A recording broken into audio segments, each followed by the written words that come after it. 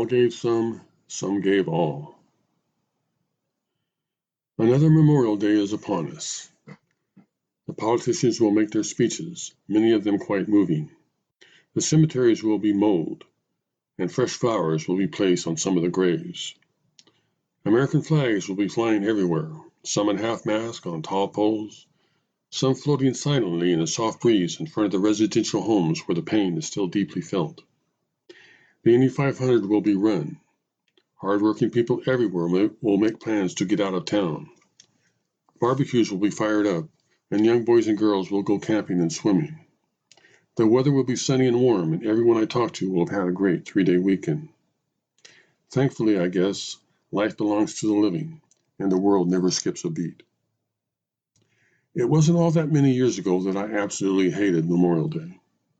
I thought of it as nothing more than another societal celebration of war, dedicated to reinforcing much of the garbage we see in movies or read about in books. I was convinced that if civilized man was ever going to get rid of war, then the very first thing we all needed to do was stop glorifying it, especially the dying part. We needed to all understand that war is nothing more than mankind's greatest shame.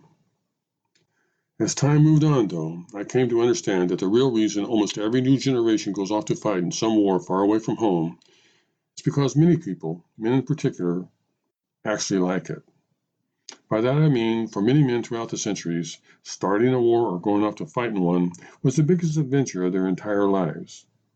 They got to travel to distant places they would have never seen otherwise, prove or fail to prove to themselves and others that they were indeed men, and also meet all kinds of interesting and exotic people, especially of the opposite sex, who would have never popped up in their real lives. They don't call it the spoils of war for nothing. But after I came to the reluctant conclusion that mankind will keep having wars because a whole lot of people enjoy them, not to mention that they have also been historically great for business and very effective at keeping the world's population from exploding, I started looking at Memorial Day in a totally new light. I turned my attention away from the politicians, the profiteers, and the tellers of exaggerated war stories, and towards the chiseled, cold, hard Marlboro, which simply reads, all gave some gave all. More specifically, I turned my attention and deep respect to Sergeant James Woods, KIA 11 August 69. Woody loved good music and quiet conversation, and he had taken his R&R in Hawaii so he could be with his fiancée, a very pretty girl he could never stop talking about. Warrant Officer Henry Vad, KIA 6 November 69. He had a thick New York accent, was courageous to a fault, and everyone was awe of the incredible things that he could make a helicopter do. And although he was always flying at treetop level, it was unthinkable that a single shot from an AK-47 rifle on the ground could actually bring him down. PFC Michael Lawhon, KIA 11 August 69. He was kind and gentle and brand new to the platoon. He could hardly wait to get his year in Vietnam over with so he could go back to his beloved family in Indiana. Specialist 4 August Hamilton, KIA 29 July 69. He was only 4 days younger than me, and he was a veteran who always looked and acted like one. Sergeant Alan Caldwell, KIA 17 November 69. He was a giant of a man who liked to joke about how his huge frame made him much too good of a target. Staff Sergeant James Potter, KIA 11 September 69.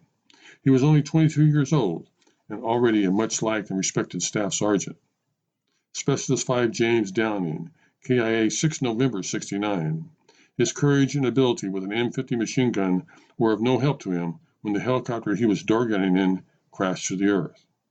Specialist 4 Eric Harsberger, KIA 1 November 69. He had been in Vietnam for almost a year and was so close to going home. PFC William Brown, KIA 17 November 69. He was only 19 years old and walking the dangerous point position as all the new guys had to do when he lost his life. And Kit Carson Scout Chen Nguyen, KIA 7 September 69. His smile was wonderfully contagious, and he was absolutely determined to live free, like all men did in America, a country that he believed only went to war for the right reasons and never lost. 10 tiny grains of sand on the terrible beach of war.